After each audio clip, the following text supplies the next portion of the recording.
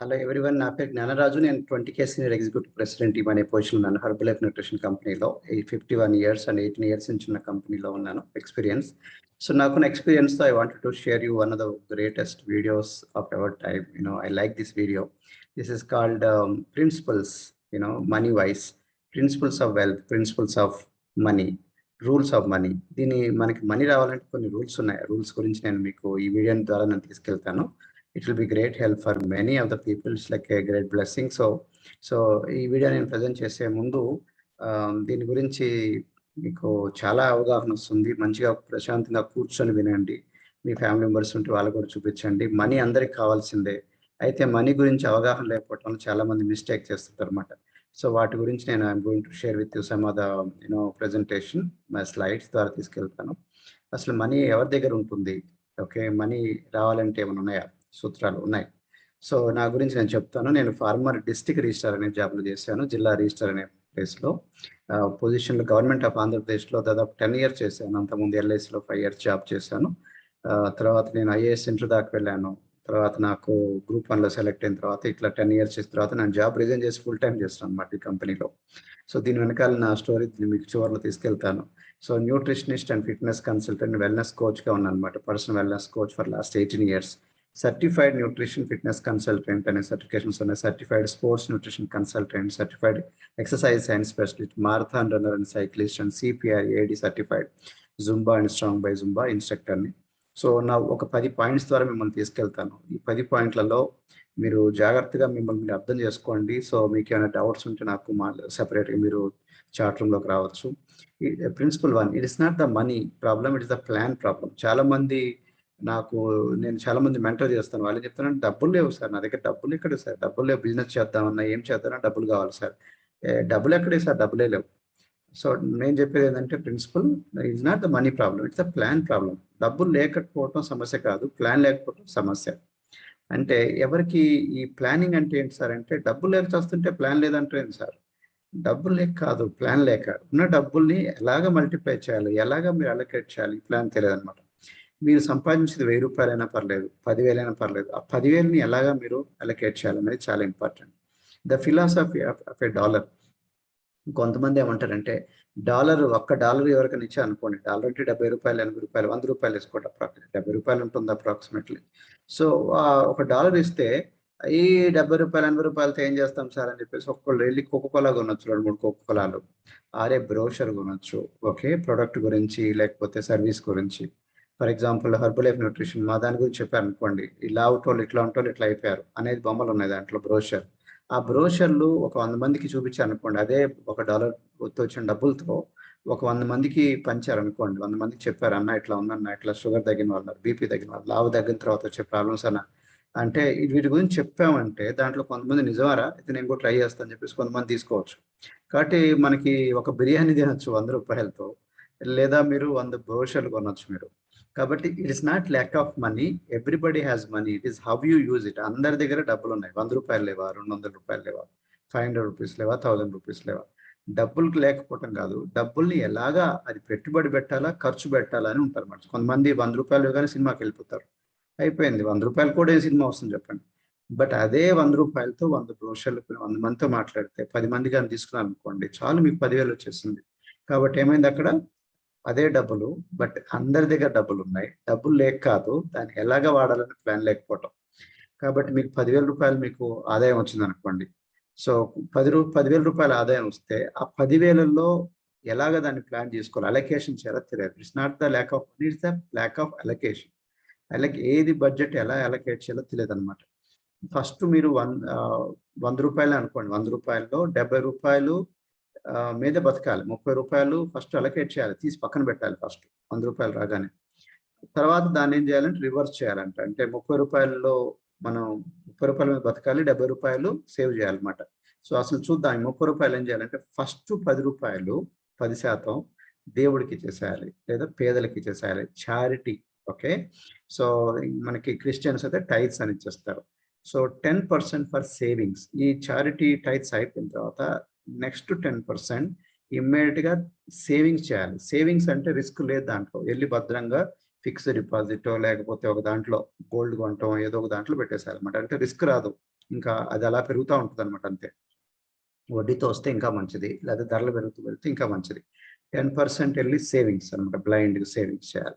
దాన్ని ఇంకా డిస్టర్బ్ చేయకూడదు, అంటే దానికి రిస్క్ లేదు, అలా పెరుగుతూ ఉంటుంది. రేపు క్రైసిస్లో ఉపయోగపడేది సేవింగ్స్ అనమాట.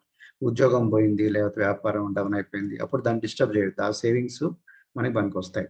నెక్స్ట్ 10%, లాస్ట్ 10% ఉంది 30%లో, అది ఇన్వెస్ట్మెంట్. ఇన్వెస్ట్మెంట్ అంటే పెట్టుబడి, వెళ్ళి దీన్ని తీసుకెళ్ళి ఏదన్నా ఒక దాంట్లో పెట్టి దాన్ని మళ్ళీ మల్టిప్లై అవ్వాలి. ఇన్వెస్ట్మెంట్ అంటే ఎప్పుడు కూడా వడ్డీ రావాలన్నమాట. సో ఇన్వెస్ట్మెంట్ అంటే బెస్ట్ ఎగ్జాంపుల్ చెప్పండి, చిట్టి కట్టచ్చు, లేకపోతే ఇన్వెస్ట్మెంట్ అంటే ఇంకేం చేయొచ్చు చెప్పండి. మీరు ఇంకా చాలా ఉన్నాయి, బయట షేర్ మార్కెట్ కొనొచ్చు. ఇప్పుడు మనకి నైక్ షూస్ కొనే బదులు నైక్ షేర్ కొనొచ్చు మీరు. అలా కోకోకోలా తాగే బదులు కోకోకోలాలో షేర్ కొనొచ్చు మీరు. మేబీ 2 షేర్లు 3 షేర్లు రావచ్చేమో, లేదా అన్ని కొంత దాచిపెట్టుకొని ఒకేసారి మీరు కొనొచ్చేమో ఒక డబ్బాలో పెట్టేసుకొని. కాబట్టి ₹100 మీ జీతం అనుకోండి. ₹100లో ప్రాబ్లం ₹100 కాదు, అలొకేషన్. ఫస్ట్ వచ్చిన ₹30 తీసి పక్కన పెట్టాలి. First 10% charity, next 10% savings, next 10% investment. అప్పుడు మిగిలిన ₹70 మీద మనం బతకాలి. ఖర్చులన్నీ దాంట్లో ఉండాలన్నమాట. 10,000 ఉంటే అట్లా, ₹1,00,000 ఉంటే అది. ఇది ప్లాన్ అనమాట, ఇది అలొకేషన్ ప్లాన్. కాబట్టి ప్లాన్ లేకపోవటం ప్రాబ్లం, మీకు అర్థమైందా? సో కాబట్టి డబ్బులు లేక కాదు, ప్లాన్ లేకపోవడం ప్రాబ్లం, అలొకేషన్ లేకపోవడం ప్రాబ్లం. ప్రిన్సిపల్ 2, రెండవ సూత్రం ఏంటంటే pay yourself first, not last. So కొంతమంది డబ్బులు 10,000 వస్తే అన్నిటికీ కూడా ఖర్చులు అయిపోయినాయి సార్, దగ్గర డబ్బులు లేవు సార్. డబ్బులు లేవనేది కాదు అక్కడ, మీరు డబ్బులతో అడ్జస్ట్ అవ్వాలి. ఎంత వచ్చినా డబ్బులు సరిపోవు, ₹1,00,000 వచ్చినా సరిపోవు, 10 లక్షలు వచ్చినా సరిపోవు. కాబట్టి ఇందాక చెప్పాను చూసారా, 10%, ఫస్ట్ 10% చారిటీకి వెళ్ళాలి, next 10% savings, next 10% investment. So ఈ 30% ఈ ఫస్ట్ చేసి, తర్వాత నేను కింద చెప్పాను గుర్తుందా, రివర్స్ చేయాలి స్లోలీ.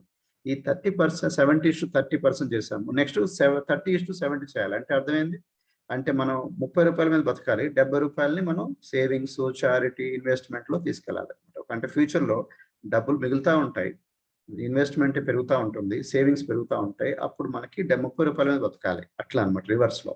సో ఒక ప్లాన్ వేసుకోవాలన్నమాట. You don't become rich by earning, you become rich by keeping and multiplying it. ఇది గుర్తుపెట్టుకోండి, జిమ్రాన్ గురువు గారి కొటేషన్ అనమాట. Nobody become rich by earning.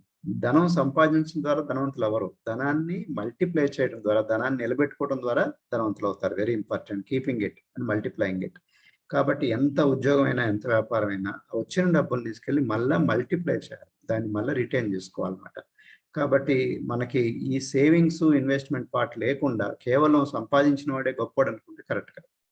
ఇప్పుడు సుందర్ పిచై ఉన్నారు గూగుల్లో, సో ఆయనకి చాలా జీతం వస్తుంది, కానీ వచ్చినంత మాత్రం ధనవంతుడు కాదు, దాన్ని మళ్ళా మల్టిప్లై చేయాలి. బై ద వే వీళ్ళందరూ కూడా CEOs వాళ్ళకి ప్రాఫిట్ మీద బతుకుతారు, జీతం ఒక్కటి కాదు, వాళ్ళకి ఇన్సెంటివ్స్ ఉంటాయి, షేర్ వాటా ఉంటుంది అనమాట.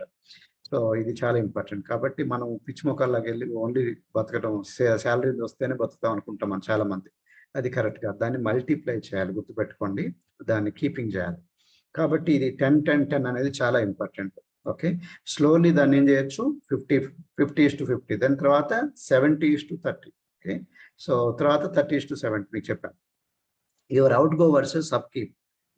If your out go exceeds your income, your upkeep becomes your down fall. అంటే మీరు ఖర్చు పెట్టడం ఎక్కువైపోయింది అనుకోండి, మీ ఆదాయం ₹1,00,000 వచ్చింది, 2,00,000 ఖర్చు పెట్టావు, ఏమవుతుంది, your upkeep becomes your downfall. మీ పరిస్థితి ఏమవుతుంది, డౌన్ ఫాల్ అయిపోతుంది. Simple logic. కాబట్టి ఫస్ట్ మీరు పే చేసుకోవాలి, అంటే మీరు 10-10-10 ఈ పర్సంటేజ్ ఫస్ట్ తీసేయాలి, గుర్తుపెట్టుకోండి. ఓకే, సో ఇది లాస్ట్ కాదు, ఫస్ట్. చాలా మంది పేదోళ్ళు ఏమంటారంటే, డబ్బులు లేవు సార్, అన్ని ఖర్చు పెట్టారు సార్, 10,000 వచ్చింది, ఎక్కడ సార్ అన్ని ఖర్చు అయిపోయింది. నువ్వు బతకటం నేర్చుకోవాలి, కొన్ని అవసరమైతే పచ్చడి మెతుకులైనా ఉండాలి, లేకపోతే మీరు లైట్గా అడ్జస్ట్ అయినా సరే, కానీ 30% మాత్రం కంపల్సరీగా ఒక పక్కన పెట్టాలి. స్లోలీ దాని 30ని 40, దెన్ స్లోలీ 50, దెన్ 60, 70, అలా మెజారిటీ ఈ సేవింగ్స్లోకి వెళ్ళాలన్నమాట. కాబట్టి ఫస్ట్ మీరు తీయాలి, అలొకేషన్ తీయాలి. Pay yourself first, not last.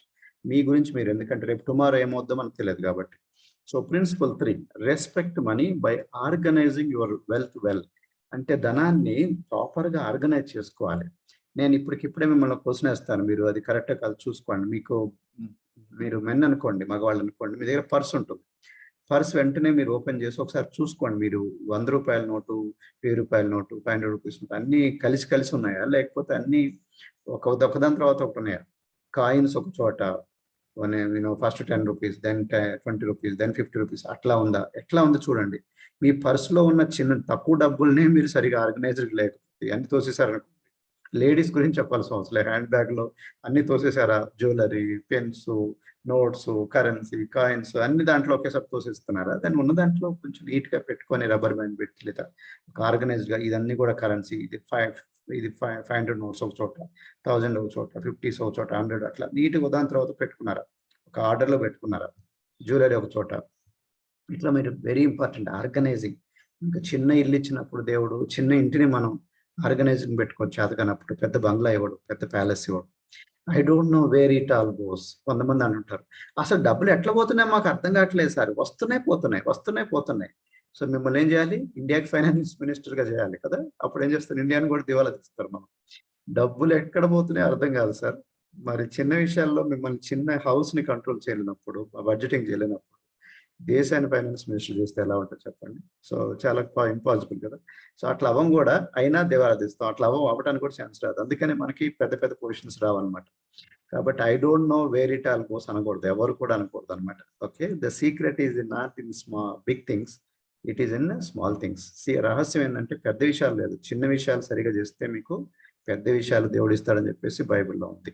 So budget, income and expenditure చాలా ఇంపార్టెంట్. ఉన్న ఆదాయాన్ని ఇప్పుడు కూడా బడ్జెటింగ్ చేయాలి. ఎంత నా ఆదాయం వస్తుంది, ఎంత ఖర్చులు అవుతున్నాయి. కాబట్టి మీ బ్యాలెన్స్ షీట్ ని ఎప్పటికప్పుడు మానిటర్ చేసుకుంటా ఉండాలి, దాన్ని ఆడిటింగ్ చేసుకోవాలి. పెద్ద పెద్ద కంపెనీస్ మంత్లీ 2 సార్లు ఆడిటింగ్ చేస్తాయి. కొన్ని పెద్ద పెద్ద మనకి గేమింగ్స్ కంపెనీస్ అయితే డైలీ కూడా ఆడిటింగ్ చేస్తాయి. కొన్ని డైలీ కాదు, అవర్లీ ఆడిటింగ్ చేస్తాయి. ఎంత డబ్బులు వస్తున్నాయి, ఎంత పోతున్నాయి అనేది. అంత చేస్తేనే అవి బతకగలుగుతాయి, లేకపోతే దివాలా తీస్తాయి అనమాట. కాబట్టి separate every account and analyse strictly. Analysing చాలా ఇంపార్టెంట్, గేజింగ్ చాలా ఇంపార్టెంట్, మెజరింగ్ చాలా ఇంపార్టెంట్. ఎంత వస్తుంది, ఎంత పోతుంది, ఎంత వస్తుంది, ఎంత పోతుంది, ఎప్పటికప్పుడు చూసుకుంటా ఉండాలన్నమాట. నేను తప్పు చేస్తున్నాను నా డెసిషన్స్ ద్వారా. Okay, next organise gold, silver, cash, real estate, bonds, shares, insurance ఇవన్నీ కూడా ఆర్గనైజ్ చేసుకోవాలి. కాబట్టి బాండ్స్ అలా కొనేసి అట్లా పడేయకూడదు, షేర్స్ కొనేసి పడేయకూడదు. అన్ని ప్రాపర్గా పెట్టుకోవాలి. దేంట్లో పెట్టాం, దాంట్లో కండిషన్స్ ఏంటి, ఇన్సూరెన్స్ ఎప్పుడు మళ్ళీ వస్తుంది, ఎట్లాంటి ఇన్సూరెన్స్ కొన్నాం, సో రియల్ ఎస్టేట్ ఎప్పుడు, ఫిక్స్డ్ డిపాజిట్లు ఎక్కడ ఉన్నాయి, క్యాష్ ఎక్కడ ఉంది, సిల్వర్, గోల్డ్, వీటన్నిటిని ఆర్గనైజ్డ్గా పెట్టుకోవాలి. ప్రాపర్గా కంట్రోల్ ఉండాలి. ఎప్పటికప్పుడు అడిగినా కానీ వెంటనే చూపించేటట్టు ఉండాలన్నమాట. ఫిజికల్గా, బుక్ అకౌంట్ రెండు పర్ఫెక్ట్గా ఉండాలన్నమాట. So plan ahead for every expenditure like trainings, product usage, club, office maintenance, training tickets, publicity, travel. మన హెర్బల్ లైఫ్ న్యూట్రిషన్ బిజినెస్ లో మీకు చాలా ఉంటాయి. ట్రైనింగ్స్ కొంత ఖర్చు అవుతుంది, ప్రొడక్ట్ వాడుకోవడానికి కొంత ఖర్చు అవుతుంది, క్లబ్ మెయింటెనెన్స్ కొంత ఖర్చు అవుతుంది, ఈ స్కానర్లు, అట్లాగనే బ్రోషర్లు, అట్లాగనే మనకి రిజిస్టర్లు మెయింటైన్ చేయాలి, ట్రైనింగ్ అటెండ్ అవ్వాలి, టికెట్స్ కి, పబ్లిసిటీకి, ట్రావెల్, వీటన్నిటి కూడా ఖర్చులు అవుతూ ఉంటాయి. కాబట్టి ముందు జాగ్రత్తగా ఎక్కడెక్కడ నాకు ఖర్చులు అవుతాయి అవన్నీ తీసి ఒక డబ్బాలో పెట్టుకోవచ్చు అనమాట. ఎంటీ డబ్బాలు, ఫామ్ లో ఉన్న డబ్బాలో పెట్టేసుకొని దాచిపెట్టుకోవాలి. ఈ డబ్బులు దానికి, ట్రైనింగ్ డబ్బులు, ఈ డబ్బులు ఆఫీస్ మెయింటెనెన్స్ కి, ఈ డబ్బులు వచ్చిన ఈ డబ్బులు నావి కాదు అని సపరేట్ పెట్టుకోవాలి. అన్ని మన బ్యాంక్ అకౌంట్ లో పెట్టలేము, కొంత తీసి పక్కన పెట్టి తర్వాత మన బ్యాంక్ అకౌంట్ లో డిపాజిట్ చేయటం, ఎట్లాగా ఏ అకౌంట్కి ఎట్లా చూసుకోవాలన్నమాట.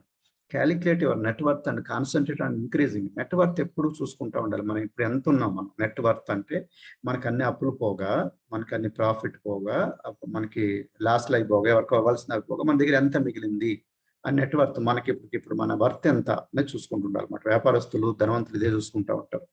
Principal 4, let money be your slave and you be its master and not vice versa. అంటే మనీని మన చెప్పుల చేతుల కింద ఉండాలి, అంతేగాని దాన్ని మనం మన హెడ్ మీద ఎక్కించకూడదు. So very important. కొంతమంది ఏంటంటే డబ్బుల గురించి ఏమైనా చేస్తారు, అది కాదు. Respect family and human values and also give first preference to God. దేవుడికి ఫస్ట్ ప్రిఫరెన్స్ ఇవ్వాలి, గుర్తుపెట్టుకోండి. ఎందుకంటే దేవుడు మనకి ఇవన్నీ కూడా మనం ప్రొవైడ్ చేస్తారు కాబట్టి మనకి family values and human values చాలా ఇంపార్టెంట్. అంతేగాని కొంతమంది ఏం చేస్తారు, ఏమైనా పర్లేదు, ఫస్ట్ డబ్బులే ఇంపార్టెంట్. తల్లిని కూడా చంపిన వాళ్ళు ఉన్నారు, తండ్రిని చంపిన వాళ్ళు ఉన్నారు, అక్కా తమ్ముల్ని, అన్న చెల్లెల్ని మోసం చేసిన వాళ్ళు ఉన్నారు. ప్రాపర్టీ, ఆస్తుల గురించి, డబ్బుల గురించి, అవి కాదు మనకి ఇంపార్టెంట్. మన క్యారెక్టర్, మన వాల్యూస్ చాలా ఇంపార్టెంట్. డబ్బులు పోతే మళ్ళీ సంపాదించుకోవచ్చు, వాల్యూస్, నీ క్యారెక్టర్ పోతే రాదు. ప్లస్ నువ్వు పైన చనిపోయిన తర్వాత మళ్ళీ ఆన్సరబుల్. స్పిరిచువల్ గా మీకు తెలియాలి, మీకు భయం ఉండాలి, దేవుడు అంటే భయం. So ambition is good but not greed. So greed అనేది ఆశ అనమాట. అంటే సంపాదించాలని ఉండాలి, కానీ కష్టపడి సంపాదించాలి.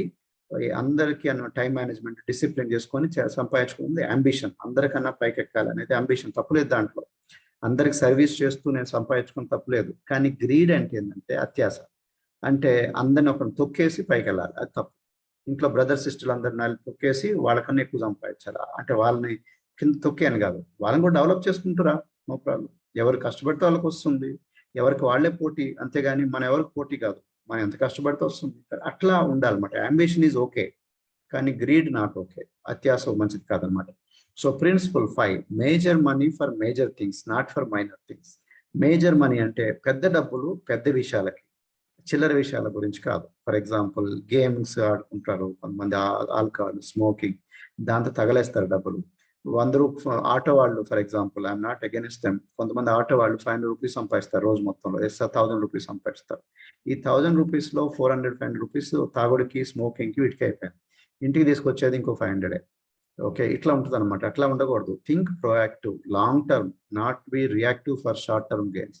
షార్ట్ టర్మ్ గెయిన్స్ గురించి చూడకూడదు, ఈ రోజు ఆనందానికి ఎక్కువ ఇవ్వకూడదు. లైఫ్ లాంగ్ ఎట్లా ఉండాలి, మన లైఫ్ లాంగ్ ఎట్లాంటి పరిస్థితుల్లో కూడా మనం హెల్దీగా ఉండాలి, స్ట్రాంగ్ ఉండాలి మన ఫైనాన్సెస్. ప్రోయాక్టివ్ అంటే ముందు చూపు. ఫర్ ఎగ్జాంపుల్ కూతురి పెళ్లి గురించి ఎప్పుడు దాచిపెట్టుకోవాలి, కూతురి పెళ్లి ఫిక్స్ అయినప్పుడు కాదు. కూతురు అప్పుడు పుట్టినప్పటి నుంచే కొంచెం కొంచెం దాచిపెడతా ఉంటే కూతురి పెళ్లికి మనకు కరెక్ట్ పనికి వస్తుంది. కాబట్టి స్కూల్ ఫీజుల గురించి పిల్లోడు పుట్టినప్పటి నుంచి మనం సేవ్ చేస్తూ ఉంటే ఆ స్కూల్ ఫీజులకి, కాలేజ్ ఫీజులకి పనికి వస్తాయి. వాడికి అప్పుడు బండి కావాలని చెప్పేసి ఇప్పటి నుంచి అవి ఎట్లా ఎట్లా అంటే నువ్వు ప్రోయాక్టివ్ కాదనమాట, రియాక్టివ్. రియాక్టివ్ అంటే మెడ దగ్గరకు వచ్చినప్పుడు, గొంతు దగ్గరకు వచ్చినప్పుడు పరిగెత్తా ఉంటావు, దేవుడా దేవుడా దేవుడా దేవుడా.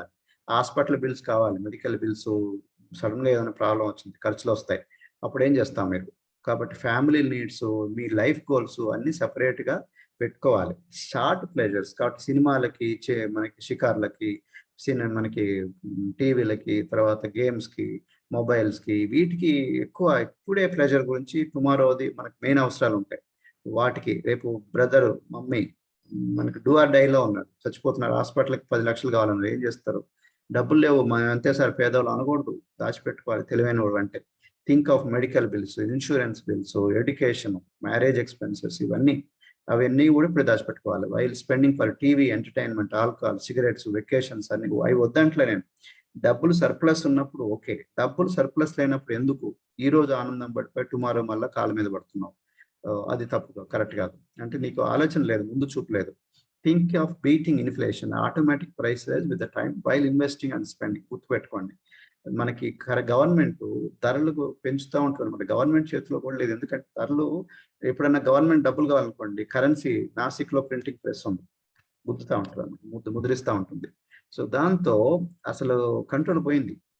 అప్పుడు పాతకాలంలో అట్లా కాదు, ఇంత కరెన్సీ ముద్రించామంటే ఇంత గోల్డ్ పెట్టేవాళ్ళు అనమాట. అది ఆల్మోస్ట్ లాస్ట్ 50-60 ఇయర్స్ నుంచి అది పోయిందనమాట, తీసేశారు. గవర్నమెంట్ ఎప్పుడు కావాలంటే అప్పుడు షార్టేజ్ పడింది బడ్జెట్లో, ఇది కావాలి, ఇది మంచిదే అని చెప్పేసి ఆర్డర్ ఇస్తారు ప్రింటింగ్ ప్రెస్కి, ప్రింట్ చేయమని. దాంతో ధరలు తగ్గే ఛాన్సే లేదు, ధరలు పెరుగుతూనే ఉంటాయి. అది ఎప్పటికీ పాతకాలంలో ₹1 ఇప్పుడు 500 రూపీస్ సమానం, 60-70s లో 1 రూపీ. కాబట్టి ధరలు ఇప్పుడు 10,000 వచ్చిందని ఆనందపడద్దు. ఇంకో 5 years లో ఈ 10,000 20,000తో సమానం. కాబట్టి జీతం అంత పెరగట్లేదు, 10,000 కాస్త 11-12,000 వెళ్తుంది, కానీ 5 years లో ఇది పెరుగుతుంది. కాబట్టి బీటింగ్ ద ఇన్ఫ్లేషన్ ని అంటే ధరలు పెరుగుతూ ఉంటాయి, ఆర్థిక అనమాట. ఈ పెరుగుతున్న దానికి తగ్గట్టుగా మన ఇన్కమ్ కూడా పెంచుకోవాలి, సేవింగ్స్ మల్టిప్లై చేసుకోవాలి. ఇట్లా పెరిగితేనే అప్పుడే నువ్వు మనం సంపాదించే ఇన్కమ్ ని ప్లస్ మన సేవింగ్స్ అన్ని మీనింగ్ అనమాట. లేకపోతే 5 years తర్వాత 10,000 నీకు 20,000 ఇస్తాను అనుకోండి, ఆ పాటికి ఈ 10,000 కాస్త 30,000 అయింది వాల్యూ, కానీ నీకు 20,000 వచ్చింది. కానీ మనం ఏమనుకుంటాం, నాకు డబ్బులు వచ్చింది అనుకుంటాం, డబ్బులు వచ్చింది కానీ ఆ వాల్యూ తగ్గిపోయింది, కరెన్సీ వాల్యూ తగ్గిపోయింది. కాబట్టి బీటింగ్ ద ఇన్ఫ్లేషన్ కూడా చూసుకోండి. మేజర్ మనీ, మేజర్ థింగ్స్ పెట్టడం గుర్తుపెట్టుకోండి. మేజర్ థింగ్స్ ఏంటి, లైఫ్ లో నీకు ఏది కావాల్సింది, అది మేజర్ థింగ్స్. మైనర్ అంటే చిల్లర విషయాలు. And be proactive, not reactive. Principle 6, 6వ principle, never spend more than earn. ఇది గుర్తుపెట్టుకోండి, మనం ఎంత సంపాదించామో దానికన్నా తక్కువే ఖర్చు పెట్టాలి, కానీ ఎక్కువ ఖర్చు పెట్టదు. కొంతమంది ఆవేశంలో క్రెడిట్ కార్డు ఉంది గీకేస్తుంటారు, క్రెడిట్ కార్డు ఏం పర్లేదు అని చెప్పి, వాళ్ళ ఖర్చు అర్థం కాదు. తర్వాత అరే ఖర్చు పెట్టాలి రాలేదు, దీనికి టైం అయిందిరా, దీనికి టైం అయిందిరా అని ఒక్కసారి మీరు డిసిప్లిన్ పోయింది అనుకోండి, ఇంకా అక్కడి నుంచి ప్రాబ్లం అవుతుంది అనమాట. చాలా మందికి చిన్న వయసులోనే ఉద్యోగాలు వస్తాయి, పెద్ద పెద్ద సాఫ్ట్వేర్ జాబ్, ఆ జాబ్లు వస్తాయి. వీళ్ళకి ఏం తెలియదు, ఈ మనీ గురించి ఏం తెలియదు. దాంతో వెంటనే ₹1,00,000 జీతం కూడా వీకేస్తారు. సరిపోవట్లేదు నాన్న, రూ. 1,00,000 సరిపోకుండా ఎట్లా ఉందిరా? ఏమో డ్యాడీ మొన్న చూసా క్రెడిట్ కార్డ్ బిల్. వాళ్ళకి అర్థం కానిది ఏంటంటే, అసలు ఎక్కడికి ఖర్చవుతుంది, ఏమవుతుందో. ఎందుకంటే సడెన్‌గా వాళ్ళు పెంచుకున్నారు ఖర్చులు. పెట్రోల్ డబ్బులు క్రెడిట్ కార్డ్‌తో గీశారు. జీన్ ప్యాంటు క్రెడిట్ కార్డ్‌తో కొన్నారు. కాబట్టి ఏం అర్థం కాలేదు. క్రెడిట్ కార్డ్ వాడొద్దంటలే. నీకు కంట్రోల్ ఉంటే వాడొచ్చు. కంట్రోల్ లేకుండా చిన్న పిల్లల్లాగా నువ్వు వాడేసావు గేమ్‌లాగా. దాంతో డబ్బులన్నీ పెరిగిపోయినాయి. అప్పులన్నీ పెరుగుతున్నాయి. దాని మీద అప్పులకి అప్పులు పెరుగుతున్నాయి. ఇంట్రెస్ట్ కట్టలేదని మళ్ళా పెరుగుతున్నాయి. దాంతో నీకు కంట్రోల్ తప్పిపోయింది. చాలా మంది ఇక్కడే మోసపోతారు. హౌసింగ్ చిన్న ఉద్యోగం రాగానే వెంటనే బైక్ తీస్తారు. దాన్ని మళ్ళా లోన్‌లో తీస్తారు. అయిపోయింది. ఇంక దాని బండి మీద ఖర్చు ప్లస్ లోన్ మీద ఖర్చు. ఇంట్రెస్ట్ మీద ఇంట్రెస్ట్ పడతా ఉంటది. కొంతమంది లోన్ తీసుకుంటారు. చదువులు కూడా లోన్ తీసుకుంటారు. దాంతో అది పెరుగుతా ఉంటది. నువ్వు చదువుతున్నావు, తర్వాత ఉద్యోగం రాలేదు. ఇంక అక్కడి నుంచి మనకి ఏం చేయాలా? ఎవరిని పెళ్లి చేసుకుంటే డబ్బులొస్తాయేమో, ఈ డబ్బుల మీద పెళ్లి డౌరీ తీసుకుందామా? ఇట్లా నెగెటివ్‌లో వెళ్ళిపోతాం మనం. అట్లా కాకుండా మీరు కంట్రోల్ పెట్టుకోండి. Never spend more than earn. ఇది ఎప్పుడైతే గుర్తుపెట్టుకున్నారో లివ్ ఫ్రూగల్లీ. ఎందుకంటే మనకి ఎంత ధనవంతులైనా సరే ఫ్రూగల్లీ అంటే మితంగా ఖర్చు పెడతారు. గుర్తుపెట్టుకోండి. కొంతమంది లావిష్‌గా ఖర్చు పెట్టరు. ఎవరైతే లావిష్ ఖర్చు పెడుతున్నారో వాళ్ళు బయటికి అలా ధనవంతులాగా కనిపిస్తున్నారు గానీ వాళ్ళు పేదోళ్ళనమాట. లాంగ్ టర్మ్ లోపలంతా అన్ని ప్రాబ్లమ్స్ ఉంటాయని గుర్తుపెట్టుకోండి. అప్పులుంటాయి. బయటకి కనిపించే వాళ్ళందరూ ధనవంతులు కాదు. ధనవంతుల్లాగా కనిపిస్తారు అంతే. షో ఆఫ్ చేస్తున్నారన్నమాట. కాబట్టి most of the rich people they are humble. ఎందుకంటే వాళ్ళు ఎవరికి ప్రపంచాన్ని చూపించాల్సిన అవసరం లేదు. ఎందుకంటే వాళ్ళ దగ్గర ఆల్రెడీ ధనం చాలా ఉంది. కాబట్టి అనవసరంగా షో ఆఫ్ చేయొద్దు. లైఫ్‌ని don't by luxuries. Too much కార్లు కొన్ని చోట్ల 10,00,000 కారుంది, 50,00,000 కారుంది, ₹1,00,00,000, 2,00,00,000, 5,00,00,000, 10,00,00,000 కారు కూడా ఉంది. లిమిట్ లేదు. నీకెంత కావాలో అంతే. వేరే వాడు కొన్నాడు, వేరే వాళ్ళకి నచ్చిందని. డబ్బులు లేనప్పుడు ఎందుకు కొంటున్నారు చెప్పండి? అనవసరంగా కొనొద్దు. లగ్జరీస్ కొనొద్దు. అంటే కారు కొనొద్దంటలే. డబ్బులున్నప్పుడు నీకు 10,00,00,000 ఉన్నప్పుడు ఈ 10,00,000 ఖర్చు పెట్టడం ప్రాబ్లమ్ లేదు. కానీ నీకు వచ్చే ఇన్‌కమే ₹1,00,000. కానీ 10,00,000 కారు ఎందుకు కొనాలి? చూడండి. మళ్ళీ ఇంట్రెస్ట్ తీసుకొని. ఈఎంఐల కాన్సెప్ట్ చాలా డేంజర్. ఈఎంఐ గదా! చిన్నదే గదా! అనుకుంటాం గానీ వాషింగ్ మిషన్‌లకన్నిటికి ఖర్చు పెడతా ఉంటాం. సో, కాబట్టి టీవీ గూడా ఈఎంఐలో తీసుకుంటాం. అవి ఖర్చు పెరుగుతా ఉంటది. కాబట్టి లగ్జరీస్ లాస్ట్, నాట్ ఫస్ట్. ఇప్పుడు టీవీ 10 సంవత్సరాలు చూడబోతే ఏం గాదు, చచ్చిపోను. ఓకే. కాబట్టి అంటే టీవీ కొనొద్దంటలేదు. పోనీ అంతగా అవసరం అనుకుంటే ఎంత? కాబట్టి టీవీ యాక్చువల్‌గా నీకు లగ్జరీ కిందొస్తుంది. అది అంటే మనకు అవసరం అంటే కంపల్సరీ కావాల్సింది. కాబట్టి నీడ్ వర్సెస్ వాంట్. నీడా నీకు వాంటా? నీకు హ్యాండ్ బ్యాగ్ కావాలి. లేడీస్ పర్స్ కావాలి. పర్సులో ₹1,00,000 పర్స్ కూడా ఉంది. ఓకే. 10,000 పర్స్ ఉంది. ₹100 పర్స్ ఉంది. 2,000 పర్స్ కూడా ఉంది. కాబట్టి నీడా? వాంటా? అది నీకు అత్యవసరంగా కావాలా? అవసరమా? లేకపోతే ఉంటే బావుంటుంది. ఉంటే బావుంటుందనేది అందరి దానికి లిమిట్ లేదు. పోతూనే ఉంటది. కాబట్టి నీకు అవసరం ఉన్న వాటిని ఫస్ట్ ఖర్చు పెట్టు. ఓకే. డబ్బులు షార్టేజ్ ఉన్నప్పుడు. వాంట్స్ తగ్గించు. ఎందుకంటే కోరికల లిమిట్ లేదు కాబట్టి. ఈ తర్వాత ఇంకోటి కొనాలనిపిస్తుంది. ఈ డ్రెస్ తర్వాత 5,000 డ్రెస్, తర్వాత 10,000 డ్రెస్, 10,000 తర్వాత 20,000 డ్రెస్, 50,000 డ్రెస్, 1,00,000 డ్రెస్ కొనాలనిపిస్తూనే ఉంది. దానికి కంట్రోల్ లేదు. కాబట్టి నువ్వు ఫైనాన్షియల్ ఇండిపెండెన్స్ కావాల్సినప్పుడు ఇది నీడ్‌గా, వాంట్ అనేది తెలుసుకుంటా పోతుందన్నమాట. Distinguish investment with expenditure. పెట్టుబడా? ఖర్చా? తెలుసుకోండి. అంటే పెట్టుబడి అంటే పెట్టిన డబ్బులు తిరిగి వస్తుంది. ఎక్స్‌పెండిచర్ అంటే పెట్టిన డబ్బులు తిరిగి రావు. Very important. కాబట్టి ఈ జాగ్రత్తలు తీసుకోవాలి. మనం ఫర్ ఎగ్జాంపుల్ జీన్ ప్యాంట్ మీద ఒక ₹5,000 ఖర్చు పెట్టావు. జీన్ ప్యాంట్ కొనొద్దంటలే. కానీ ₹5,000 ఖర్చు పెట్టావు. ఆ ₹5,000 నీకు తిరిగి జేబులో వచ్చిందా? డబ్బులు పోయిందా? పోయింది. ఆ ప్యాంట్ ఏసుకుంటే నేను సీరియస్‌గా కనిపిస్తాను. నా బిజినెస్ వస్తది. అది డిఫరెంట్ ఇష్యూ. కానీ జీన్ ప్యాంట్ మీద డబ్బులొచ్చిందా లేదా? రాలేదు. టీవీ కొన్నావు ఒక ₹1,00,000 పెట్టి. ఫ్లాట్ టీవీ, ఆ టీవీ, డిజిటల్ టీవీ అని. ₹1,00,000 పెట్టి నువ్వు పెట్టిన డబ్బులు తిరిగొచ్చిందా? ఖర్చు పెట్టావా? ఖర్చు పెట్టావు. వాషింగ్ మెషిన్ ఖర్చా? అంటే వాషింగ్ మెషిన్ కొనొద్దంటలే. అండర్‌స్టాండ్ ఎక్కడ దాన్ని క్లాసిఫై జేయాలి. అంటే మనకొచ్చిన డబ్బుల్లో 80%, 90% ఖర్చులు పెట్టావు. పెట్టుబడి మీద పెట్టలేదు. ధనవంతులు ఎక్కువ పెట్టుబడి పెడతారు. పేదవాళ్ళు ఎక్కువ ఖర్చులు పెడతారు. సో, అదే మన స్కానర్ కొన్నారనుకోండి, స్కానర్. కొన్నప్పుడు కస్టమర్‌లు చెకప్ చేస్తారు. అది చూడటానికి ఖర్చులా ఉంటది కానీ యాక్చువల్‌గా పెట్టుబడి. స్కానర్ మీద చెకప్ చేసి కస్టమర్ బిజినెస్ పెంచుకున్నావు. కొన్ని పాంప్లెట్ ప్రింట్ చేసావు. అది ఇన్వెస్ట్‌మెంట్, అది ఖర్చు కాదది. అట్లాగనే బిజినెస్ గురించి ఏదైతే ఖర్చు పెడతావో ట్రైనింగ్‌కి వాడుకున్నావు. అది నీ మైండ్ ఓపెన్ అయ్యి బిజినెస్ ఇంకా పెరుగుతుంది. అట్లా ఒక న్యూట్రిషన్ క్లబ్ ఓపెన్ చేసావు. కానీ కేర్‌ఫుల్‌గా ఓపెన్ చేయాలి. మరి ఎక్కువ ఖర్చుతో కాదు. అది నీ బిజినెస్ పెరిగిందనుకోండి, అది పెట్టుబడి. అది మీకు అనవసరంగా పెయింట్‌కే 2,00,000 ఖర్చు పెట్టారు. సీలింగ్‌కి కొంత ఖర్చు పెట్టారు. అంత అవసరం లేదు మనకి. ఎంత మోడరేట్‌గా తక్కువ ఖర్చు పెడితే అంత మంచిదన్నమాట. ఇది ఎప్పుడు గుర్తుపెట్టుకోండి. మనకి ఆవేశంగా ఎక్కువ ఖర్చులు పెట్టొద్దు. ఖర్చులు బాగా తగ్గించుకోండి. మితంగా స్లోలీ మీరు పెంచుకోండి ఇన్‌కమ్ పెరిగే కొద్దీ కావాలంటే. అసలు పేదవాళ్ళు ఎలా బతుకుతారు చూద్దాం మనం. ఇది 'రిచ్ డాడ్ పూర్ డాడ్' పుస్తకాల్లో క్యాష్ ఫ్లో క్వాడ్రంట్ ఆ పుస్తకాల్లో దొరుకుతుందన్నమాట. ఈ ఫ్లోస్ అన్ని కూడా. చిన్న ఇన్‌కమ్స్ ఉంటది. చిన్న ఖర్చు ఉంటుంది పేదవాళ్ళకి. ఎందుకంటే వాళ్ళకి వచ్చే ఆదాయం తక్కువ. ఓకే, కానీ ఖర్చులు మాత్రం పెంచుకుంటారు. చూడండి, ఇన్కమ్ తక్కువ ఉంది కానీ ఎక్స్పెండిచర్ బాక్స్ ఎక్కువ ఉంది. ఇదంతా ఖర్చులు ఎవరికి వెళ్తే? ధనవంతులకి వెళ్తాయి. వాళ్ళు పెట్టే ఖర్చులన్నీ కూడా కిరాణా షాపు, షాపింగ్ మాల్స్ వాళ్ళు తీసేసుకుంటారు అనమాట. వాళ్ళకి అసెట్ లేవు, లయబిలిటీస్ లేవు. అసెట్స్ అంటే మనకి ఆస్తులు అనమాట, తిరిగి దాని మీద డబ్బులు వస్తుంది. లయబిలిటీస్ కూడా లేవు, కాబట్టి పేదవాళ్ళ బతుకులు అనమాట. కానీ మిడిల్ క్లాస్ ఎలా ఉంటారు చూడండి, ఇన్కమ్ తక్కువ ఉంది కానీ ఖర్చులు పెంచుకుంటూ ఉంటారు. మిడిల్ క్లాస్ షో ఆఫ్ గురించి వెళ్తుంటారు అనమాట. సెల్ ఫోన్, ఐఫోన్ ఇట్లాంటి. అంటే ఐఫోన్ కొనొద్దంటలే, సెల్ ఫోన్ కొనొద్దంటలే, బట్ మీ బడ్జెట్ చూసుకొని అవసరాన్ని బట్టి ఇవన్నీ ఎక్కడికంటే ఈఎంఐల ద్వారా వెళ్తుంది. లయబిలిటీస్ అంటే ఇంకా దాని మీద ఖర్చులు పెట్టేది కూడా ఈఎంఐలు, అంటే మళ్ళీ వడ్డీలు పెంచుకుంటా ఉంటారు, క్రెడిట్ కార్డ్ పేమెంట్స్ పెట్టుకుంటా ఉంటారు. దాంతో ఇవన్నీ డబ్బులు మళ్ళీ వెల్త్కి, ధనవంతులకి వెళ్ళిపోతున్నాయి. ఈ ద్వారా లాగేసుకుంటారు ఈ డబ్బులన్నీ కూడా. కాబట్టి principle 7, ensure gains in your income statement balance sheet అనేది ఇన్కమ్ స్టేట్మెంట్ లో ఎప్పుడు కూడా గుర్తుపెట్టుకోండి. దీంట్లో ఎప్పుడు నీకు గెయిన్స్ ఉండాలి, అంతేగాని నెగిటివ్లు వెళ్ళకూడదు బడ్జెటింగ్. సో మీకు ఒక హౌస్ కొన్నారనుకోండి, హౌస్ అనేది అసెట్ కింద వస్తుందా, లయబిలిటీ కింద వస్తుందా? మీరు కొంతమంది సెంటిమెంట్కి వెళ్ళొద్దు. సెంటిమెంట్ దాన్ని అమ్మితే నాకు డబ్బులు వస్తాయి, అమ్మటం కాదు. ఎప్పుడైతే ఒక హౌస్ని పెట్టుకున్నారో, హౌస్ అనేది నీకు ఎవ్రీ మంత్ జేబులో డబ్బులు తీసుకొస్తుందా, జేబులోంచి డబ్బులు పోతున్నాయా? జేబులోంచి డబ్బులు పోతున్నాయి, దాంట్లో ఉంటున్నాను. ఓకే, ఎందుకంటే దాంట్లో ఎవ్రీ మంత్ నువ్వు ఎలక్ట్రిసిటీ పే చేయాలి, అట్లాగనే కరెంటు బిల్లు, తర్వాత వాటర్ బిల్లు, తర్వాత మీరు చాలా మున్సిపల్ ట్యాక్సెస్ కట్టాలి, ఇంకా దానికి సర్వీసింగ్ ఉంటే ఏదో ఒకటి షార్టేజ్ పడుతూ ఉంటుంది. కాబట్టి హౌస్ అనేది ఉండటం వల్ల దాంట్లో మీరు దాన్ని, అది మీరు అనుకుంటారు ఇన్వెస్ట్ అసెట్ అని. అసెట్ కాదు, అది లయబిలిటీ, అంటే ఇంకా డబ్బులు పోతున్నాయి, రైట్? కాబట్టి మీరు కొంతమంది ఏమనుకుంటారంటే ఇది అసెట్ ఎవరికి అవుతుంది? బ్యాంక్ వాడికి అసెట్ అవుతుంది, బ్యాంక్ లో లోన్ తీసారు కాబట్టి వాడికి ఎవ్రీ మంత్ నువ్వు లోన్ తీసావు కాబట్టి దాని మీద హౌసింగ్ లోన్ తీసుకున్నావు, వాడికి లాభం వస్తుంది. ఓకే, బ్యాంక్ వాళ్ళకి. కాబట్టి your housing loan asset for your bank, నీకు కాదు అసెట్. Okay, very important. మళ్ళీ 2 వీలర్ తీసుకున్నారు, 2 వీలర్ అనేది, లేదా 4 వీలర్ తీసుకున్నారు, కార్ తీసుకున్నారు, లేదా బైక్ తీసుకున్నారు, అది నీకు అసెట్ లయబిలిటీనా? ఎవ్రీ మంత్ దానికి పెట్రోల్ ఖర్చు అవుతుంది, సర్వీసింగ్ ఇవన్నీ ఖర్చు అవుతుంది. కాబట్టి అంతకుముందు దాని లేకుండా బస్సులో వెళ్ళారనుకోండి, ఓకే, అప్పుడు నీకు మంచిగా ఆ డబ్బులు సేవ్ అయినాయి. అంటే నేను వెళ్ళమని అంటలే, బట్ అండర్స్టాండ్, అర్థం చేసుకోండి.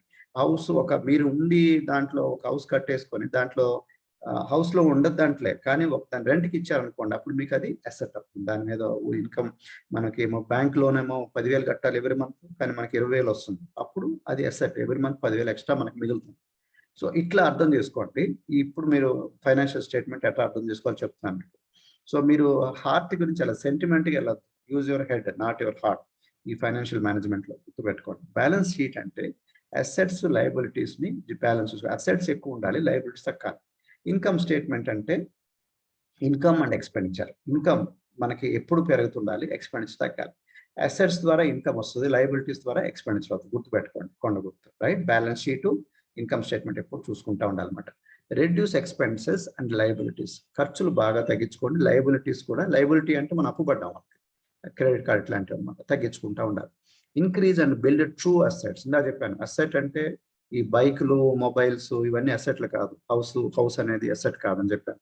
సో ఈ అనవసరంగా మీరు అసెట్ అనుకుంటాం కానీ అవి కాదు అసెట్. రియల్ అసెట్లు అంటే షేర్లు, బాండ్స్, మనకి డబ్బులు తిరిగి వచ్చేది అనమాట. ఓకే, మనకి హౌస్ కాకుండా మనకి ఒక ఖాళీ జాగా తీసుకున్నాం అనుకోండి, అంటే ల్యాండ్ తీసుకున్నాం, అది అసెట్. ఎందుకంటే దాని ద్వారా ఎవ్రీ మంత్ వస్తుంది, కానీ కండిషన్ దాన్ని మళ్ళీ ప్రొటెక్ట్ చేసుకోవాలి, దాని అదర్ రిస్క్లు వేరే ఉన్నాయి.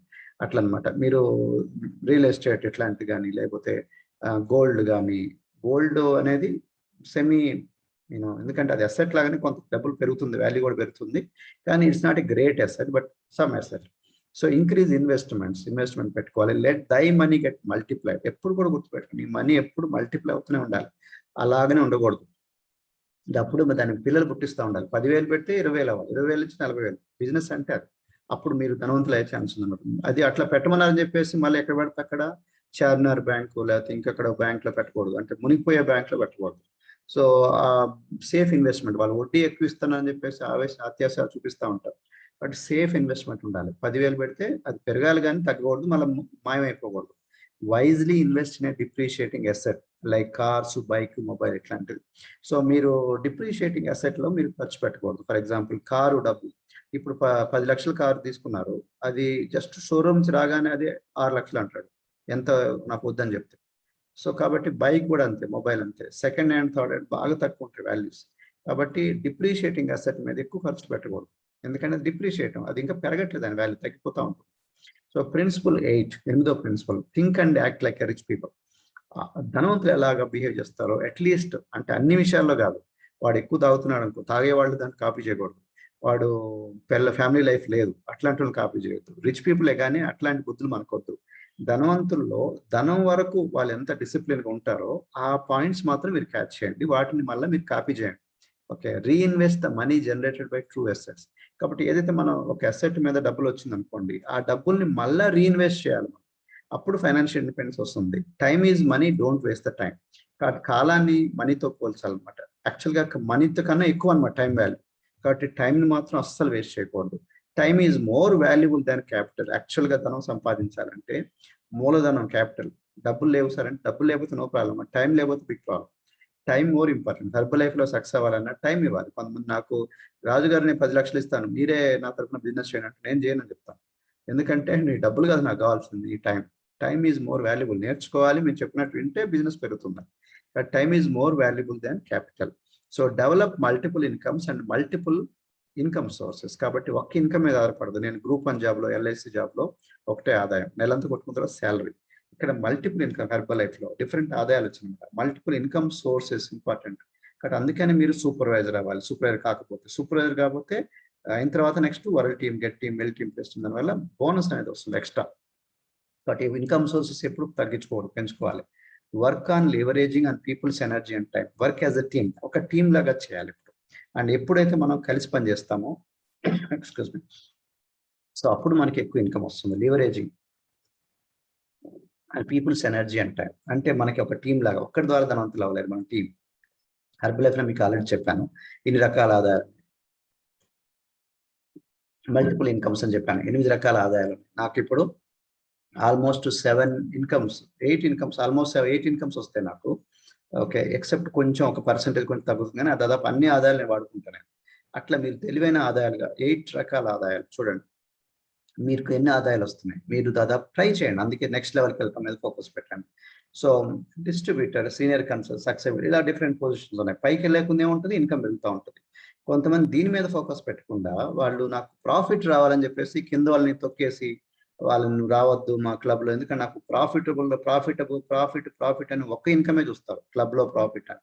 ప్రాఫిట్ కావాలి. ప్రాఫిట్తో కన్నా ఇంపార్టెంట్ నా ఉద్దేశంలో నెక్స్ట్ లెవెల్కి వెళ్ళాలి. నెక్స్ట్ లెవెల్ వెళ్ళటం మీద ఫోకస్ పెడితే నెక్స్ట్ లెవెల్కి లేకుండా మీకు ఇన్కమ్స్ బాగా పెరుగుతుంది. మల్టిపుల్ ఇన్కమ్ జోన్లోకి వెళ్తారు. ఈ టెంపరీ ప్రాఫిట్ కొంచెం తగ్గినా పర్లేదు, వాడికి ఇచ్చి మన కింద డౌన్ లైన్కి మనం నెక్స్ట్ లెవెల్ మీద ఫోకస్ పెట్టాలి. Focus on reaching your next level. Always remember, ఎందుకంటే నెక్స్ట్ లెవెల్లో మనకి ఎక్స్ట్రా పర్సెంటేజ్ వస్తుంది, ఎక్స్ట్రా ఇన్కమ్ ప్లస్ కొత్త ఇన్కమ్స్ కూడా యాడ్ అవుతాయి. ఓకే, కాబట్టి డోంట్ బీ ఓన్లీ ప్రాఫిట్ కావాలి.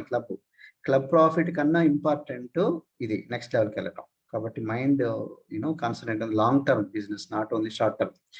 ఇప్పటికిప్పుడు వచ్చిన ఇన్కమ్ కొంతమంది పంపించేస్తున్నాను నాతో, నువ్వు మంత్లీ ఫీజు కట్టలేదు క్లబ్లో, నువ్వు వెళ్ళిపో. అది చెప్పుకున్నాను, ఎందుకంటే మీకు అర్థం కాలేదు, ఇది టెంపరీ మనీ. వాడు పోగొట్టుకుంటే అసలు పర్మనెంట్గా పోగొట్టుకున్నాం.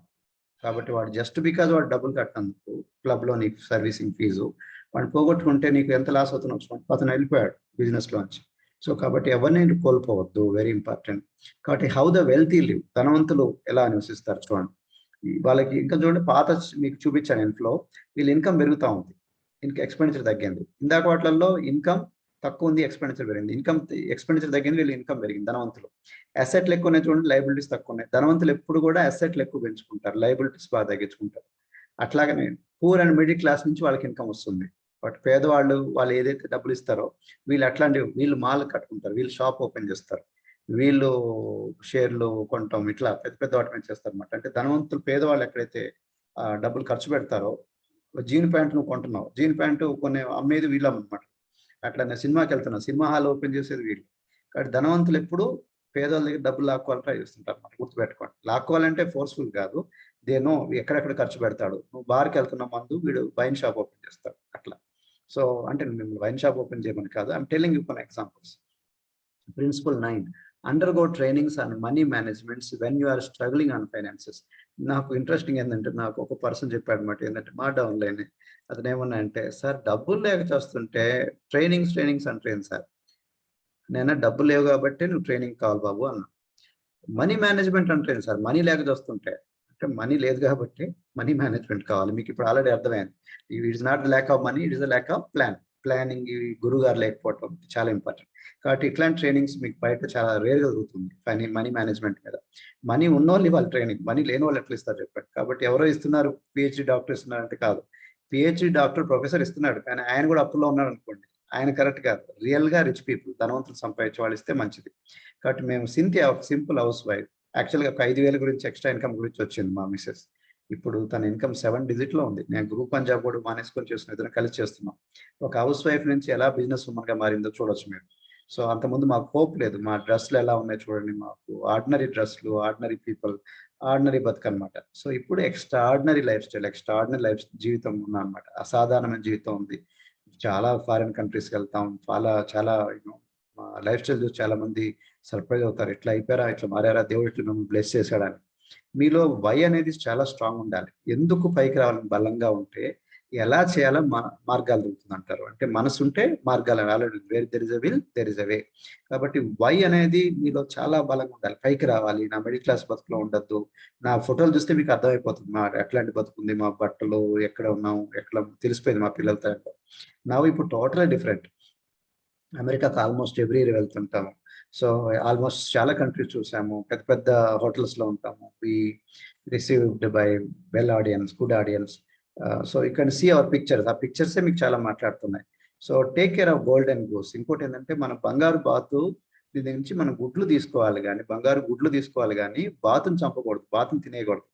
బంగారు బాత్ అంటే ఏముంటుందంటే గవర్నమెంట్ అనుకోండి ఎగ్జాంపుల్, కంపెనీ అనుకోండి ఎగ్జాంపుల్. మనకి కంపెనీ లేకపోతే మనకి ఇంత డబ్బులు రాదు ఎవరి మంత్. కాబట్టి కంపెనీని కూడా మనం మంచిగా పట్టించుకోవాలి. కంపెనీ రూల్స్ అందరం ఫాలో అవ్వాలి. గవర్నమెంట్ని మనం పట్టించుకోవాలి. గవర్నమెంట్ లేకపోతే మనకి అనార్కీ ఉంటుంది. పోలీస్ సిస్టమ్ లేకపోతే మన అనార్కీ ఉంటుంది. పోలీస్ వ్యవస్థ కావాలి మనకి, మిలిటరీ వ్యవస్థ కావాలి. లేకపోతే వేరే కంట్రీ వాళ్ళు మనల్ని లాగేసుకోవచ్చు కదా. కాబట్టి మనకి గవర్నమెంట్ అనేది మనకి బంగారు బాత్ అనుకోండి. అఫ్ కోర్స్ అది సరిగా మెయింటైన్ చేయకపోవచ్చు, తప్పులు చేస్తూనే ఉంటుంది గవర్నమెంట్. కానీ వాటిని మనం కడుతూనే ఉండాలి, వాళ్ళకి కావాల్సిన ట్యాక్సెస్. కాబట్టి రైట్ టైం మనకి ఎవరైతే మనం బిల్స్ ఏదైతే కట్టామో, బ్యాంకులు కావాలి మనకి, కానీ బ్యాంక్ లేకపోతే మనకి డబ్బులు రావు. కాబట్టి బ్యాంకులకి కావాల్సిన బిల్స్ ఏదైతే కావాలో కట్టాలి. కానీ be careful about how you, వాళ్ళకి ఇచ్చిన రూల్స్ ప్రకారం దాంట్లోనే మనం సేవ్ చేసుకోవచ్చు, దేని నో ప్రాబ్లం.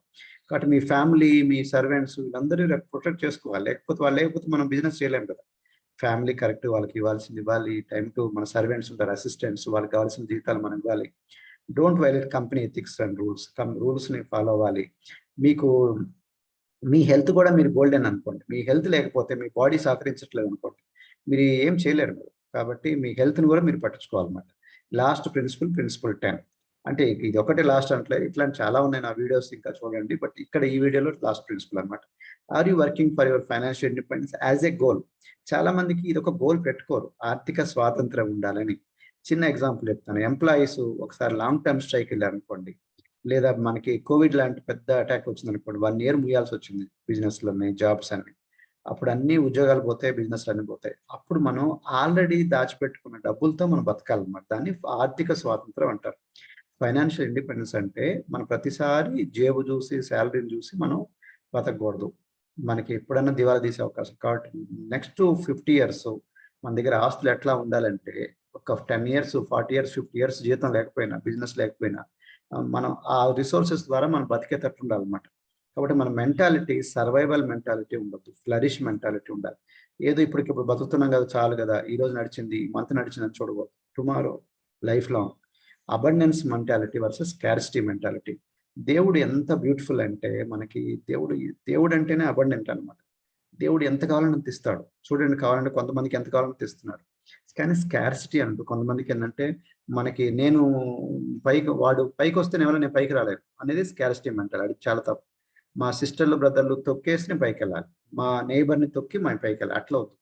ఇల్లు పెద్దది, హైయెస్ట్ టాలింగ్ బిల్డింగ్ కట్టుకోవచ్చు, మీ ఊర్లో పెద్ద టాల్ బిల్డింగ్ పెట్టుకోవచ్చు, కానీ మిగతా వాళ్ళు ఎవరు కట్టకూడదు అని అంటే అది తప్పు. ఓకే, వాడు కూడా కట్టుకుంటాడు, నేను కూడా కట్టుకుంటాను. ఎవరికి ఒప్పుకుంటే వాళ్ళు కట్టుకుంటారు పెద్ద టాలెస్ట్ బిల్డింగ్ అని కూడా తప్పలేదు. కాబట్టి దేవుడు అబండెంట్గా ఇచ్చాడు. అబండెంట్ అంటే మనకి ఎంత కావాలంటే అంత ఆస్తి ఇచ్చాడు, అంత కావాల్సిన డబ్బులు ఇచ్చాడు. మనం కష్టపడి తెచ్చుకోవాలి. మనతో మనం పోటీ, కానీ మన నైబర్ కాదు, మన పొరుగువాడు కాదు అన్నట్టు ఉండాలి.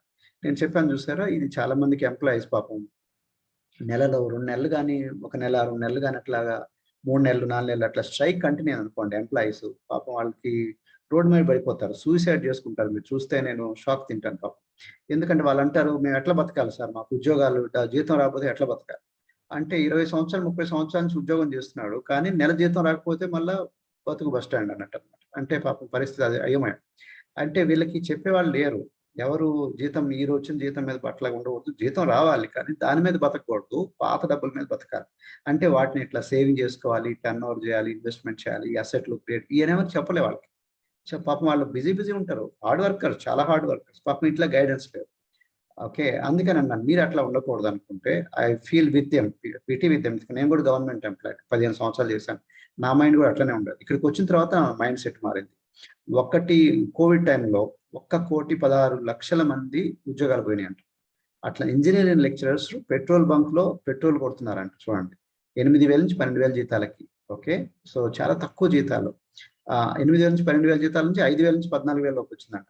4,00,000 మంది ప్రైవేట్ స్కూల్ టీచర్స్ కి లైవ్లీహుడ్ బతుకు తెరువు అయిపోయింది, ఎందుకంటే స్కూల్స్ అని మూసేశారు. మనం అనుకుంటే ఉద్యోగ భద్రత అంటే ఏం ఉద్యోగ భద్రత చెప్పండి, సడన్ గా ఉద్యోగం తీసేయచ్చు, స్కూలే తీసేయచ్చు, కాలేజ్ తీసేయచ్చు, ఏం చేస్తారో తెలియదు. ఓకే, కాబట్టి మీకు డబ్బులు లేవు మేము పీకేస్తున్నాం అంటే ఏం చేయలేము మనం. భద్రత అనుకున్నాం, భద్రత కాదు. కాబట్టి మనం అనుకోండి, మన మైండ్ లో ఉంది. Private school teachers force into menial jobs. పాపం టీచర్లే మన గ్యాస్ సిలిండర్లు మోస్తున్నారంట, వాళ్ళకి దిక్కు తెరువు లేదు. అట్లాగనే పాండ్స్ చెరువులు తవ్వుతున్నారంట. అంటే అది మంచిది పద్ధతి కాదంటే నేను, ఏదైనా రెస్పెక్టబుల్ జాబ్ అయినా ఉద్దేశంలో. బట్ వీళ్ళు వాళ్ళకి అర్థం కాలేదు పాపం, ఎట్లా బతకాలో తెలియదు. ఈవెన్ మన బాడీ బిల్డర్స్ చాలా మంది, మనకి జిమ్ ట్రైనర్స్ ఉన్నారు, వీళ్ళ పరిస్థితి జిమ్స్ అని క్లోజ్ చేశారు. వాళ్ళు అప్పటి వరకు బాడీని నమ్ముకున్నారు, వాళ్ళు బతుకుగలంత దాదాపు 1,00,000 మంది ఇట్లాగా బతుకు తెరువు కష్టం అయిపోయిందంట. ఈ జిమ్స్ అని క్లోజ్ చేసేసుకున్నారు. ఇంకా నేను మిమ్మల్ని అడిగే, దుబాయ్ నుంచి చాలా మంది వచ్చారు, దుబాయ్ లో అది ఓపెన్ అవుతేనే. కానీ దుబాయ్ ఎంతకాలం బతుకుతావు నీవు? దుబాయ్ ఓకే టెంపరీ, దుబాయ్ ఇట్లాంటి వాటిలో, బట్ ఆర్థిక బానిసలాగా ఉండకూడదు మీరు. లివింగ్ ఇన్ ఎకనామిక్ చైన్స్ ఉండకూడదు. So be in control of your emotion, don't use your heart but use your head. మీ హెడ్ ను బాగా వాడండి, బుర్రను వాడండి. కానీ ఇది సెంటిమెంట్కి వెళ్ళిపోయి ఎక్కువ ఖర్చు పెట్టడం. కూతురు పెళ్లి డబ్బులు లేకపోయినా అప్పు చేస్తానన్నా.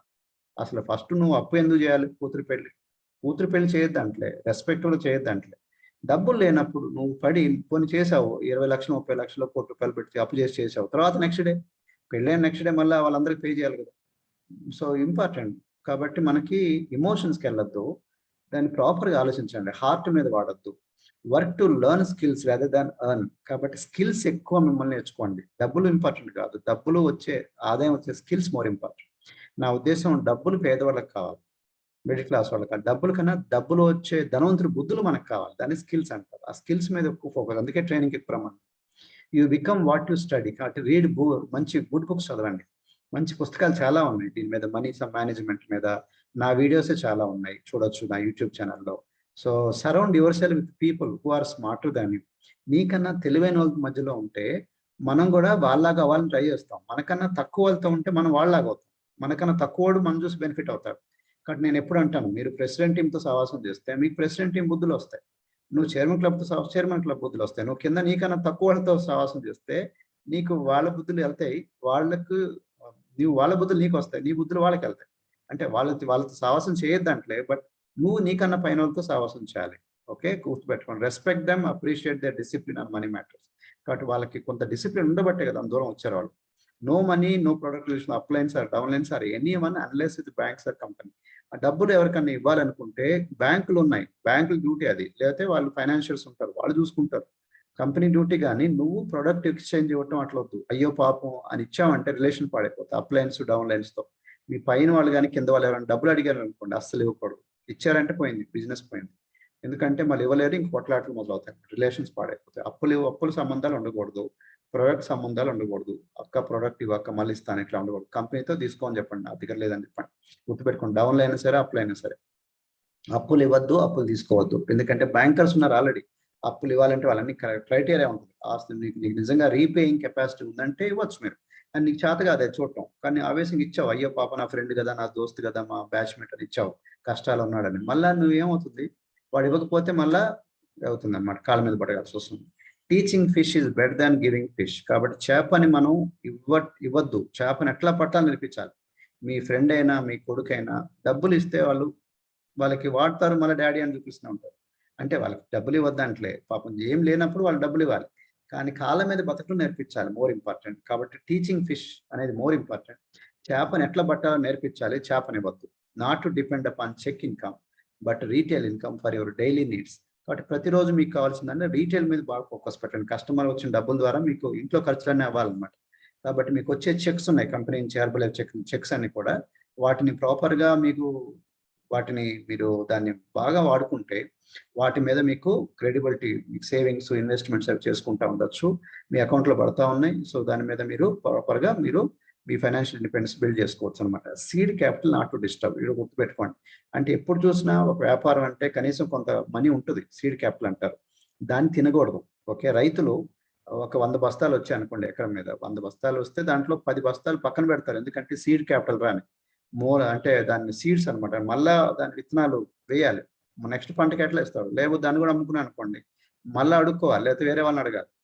సో, లేతే అప్పు అడగాలి. So, which will be very embarrassing. కాబట్టి నీ పొలంలో ఉన్న ఇది తినకూడదు. దాన్ని కొంత దాచిపెట్టుకోవాలి. మూలధనం అంటే. సీడ్ క్యాపిటల్ ఎప్పుడు డిస్టర్బ్ చేయకూడదు. అంటే మీరు ఒక ₹1,00,000 బిజినెస్ స్టార్ట్ చేశారు.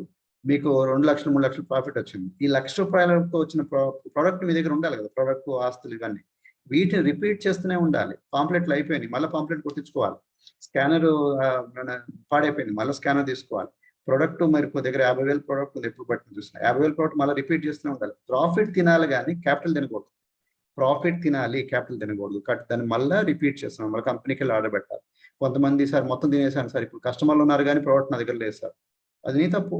సీడ్ క్యాపిటల్ మెయింటైన్ చేయాలి. నాకెవరు చెప్పలే ఇవన్నీ. నేను గవర్నమెంట్ ఆఫీసర్‌ని. నేను అవన్నీ తినేసాను నేను. అందుకని చెప్తున్నాను. ఎక్స్‌పీరియన్స్ మీద. నాకు పెద్ద పొట్టుంది చూడండి.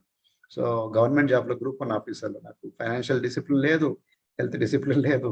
నేను పెద్ద చదువుకున్నాను. కానీ అన్నీ నేను పిచ్చి పనులు చేస్తాను. బిర్యానీలు, సమోసాలు, చాయ్, కాఫీ అని తాగుతూనే ఉండేవాడిని. సో, రఫ్‌గా ఉండేదన్నమాట. నాకు ఇట్లా 27 ఇయర్స్‌లో. ఇప్పుడు నా ఏజ్ 51 ఇయర్స్. సో, గ్రూప్ 1 ఆఫీసర్‌గా నేను జాబ్ చేసినప్పుడు నేను బిజీగా ఉండేవాడిని. మార్నింగ్ వెళ్తే రాత్రికి వచ్చేవాడిని. అట్లాంటి టైంలో ఎక్స్‌ట్రా 5,000 గురించి మా మిసెస్ వచ్చింది 18 ఇయర్స్ బ్యాక్. అండ్ అది ఫస్ట్ ప్రొడక్ట్ వాడాలి, వెయిట్ లాస్ అవ్వాలన్నారు. ఎందుకంటే మా weight loss company, nutrition company, health company కాబట్టి. మనం కరెక్ట్‌గా ఉండాలి. కాబట్టి తను వాడింది చాలా మార్పొచ్చింది. ఇక్కడ 21 ఇయర్స్, ఇక్కడ 41. ఇప్పుడు నౌ షీ ఈస్ 43 ఇయర్స్. ఇప్పుడు తనకి ఇప్పుడు చూడొచ్చు. నేను ఇక్కడ 27, ఇక్కడ 47, నౌ ఇప్పుడు 51. సో, ఎంత ఏజ్‌లో తేడా ఉందో చూడొచ్చు. ఇప్పుడు నా టీమ్ అన్నమాట. నాకు టీమే నా అసెట్స్ ఇది. వీళ్ళందరికీ నేను మోటివేట్ చేస్తాను, ట్రైనింగ్ ఇస్తాను, వాళ్ళ మైండ్ ఓపెన్ చేస్తాను. వాళ్ళు వాళ్ళు బాగా సంపాదిస్తారు. వాళ్ళ ద్వారా నాకు కూడా కొంత కమిషన్ వస్తుంది. కాబట్టి నేను డబ్బులు ఇవ్వను వాళ్ళకి. డబ్బులు ఎట్లా వస్తుందో నేర్పిస్తాను. మైండ్ ఓపెన్ చేస్తాను. సో, పీపుల్ లవ్ చేయాలి మీరు. పీపుల్‌కి హెల్ప్ చేయాలనే మైండ్ ఉంటే మాత్రం this the best business. And inspire చేయటం. వీళ్ళందరూ పాపం గైడెన్స్ లేదు. నా ఉద్దేశంలో they are like sheep without shepherd. So, వాళ్ళకి మైండ్ ఓపెన్ చేసి ధనం ఎట్లా వస్తది అది గాని మనం ఓపెన్ చేసి చెప్పగలిగాంటే మీకు మంచి పేరొస్తుంది, మంచి రెస్పెక్ట్ వస్తుంది, మంచి హానర్ ఉంటుంది. పెద్ద పెద్ద స్టేజ్ మీద పెర్ఫార్మన్స్ ఇస్తారు. మాకు recently lifetime achievement award కూడా వచ్చింది. 1,000,000 వాల్యూమ్ పాయింట్స్. మాకు యాన్యువల్ బోనస్ నెలకొచ్చే ఇన్‌కమ్ 7 డిజిట్‌లో ఉంటది. యాన్యువల్ బోనస్ కూడా 7 అంకెల్లో ఉంటుంది. We keep going to Singapore and Paris, lot of కంట్రీస్‌కి వెళ్తూనే ఉంటాం. And we get the best of the seats in the trainings. And recently మా మిసెస్‌కి అవార్డ్ కూడా వచ్చింది. Woman for golden Telangana. ఒక హౌస్ వైఫ్ నుంచి తను ఎంతగా మారిందో చూడండి. సో, మేము మారాము. సో, మా మా ద్వారా మా పిల్లలు మారారు. మా పిల్లలు ప్లస్ మా టీమ్ అందరూ కూడా మారుతున్నారన్నమాట. So, working and learning, travelling with family. నా జాబ్‌లో ఫ్యామిలీ కలిసి ఉండడానికి లేదు. ఎందుకంటే గవర్నమెంట్ జాబ్‌లో పెద్ద ఆఫీస్‌లో ఉన్నప్పుడు పిల్లని పెట్టుకోవడానికి లేదు. ఇక్కడ కలిసి ఉంటున్నాం, కలిసి చేస్తున్నాం. ఇంట్లో నుంచి వర్క్ ఫ్రమ్ హోమ్ ఉంది. సో, మాలాగా మీరు కూడా అవ్వాలనుకుంటే నా గురించి ఆల్రెడీ చెప్పాను. నన్ను కాంటాక్ట్ చేయాలంటే phone numbers, email, phone ID, website, Facebook అన్ని ఇచ్చాను. మీకు ఆల్రెడీ ఎవరైనా కోచ్ ఉన్నారంటే వాళ్ళని ఫాలో అవ్వండి మెంటర్. ఎవరు లేకపోతే మీరు మమ్మల్ని ఫాలో అవ్వండి. ఓకే. సో, మమ్మల్ని కలవాలనుకున్నప్పుడు ఫోన్ నంబర్స్ ఉన్నాయి. So, thank you so much. Wish you all the best. God bless you. Video ఎంతసేపు ఓపికగా విన్నందుకు ధన్యవాదాలు. సో, ఈ వీడియో నచ్చిందంటే ఫస్ట్ సబ్స్క్రైబ్ చేయండి మా ఛానెల్‌కి. దెన్ ఫార్వర్డ్ చేయండి, లైక్ చేయండి, షేర్ చేయండి. Thank you so much. Wish you all the best. God bless you. Thank you so much. By.